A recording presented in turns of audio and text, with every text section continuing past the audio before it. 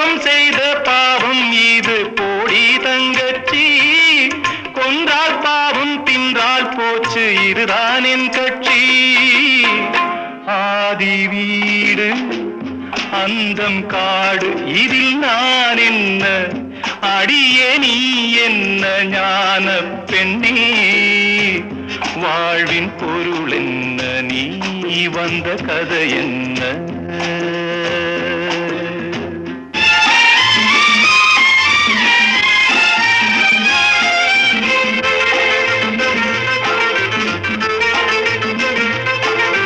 வெறும் கோயில் இதில் என்ன அபிஷேகம், உன் மனமெங்கும் தெருக்கூத்து பகல் வேஷம்.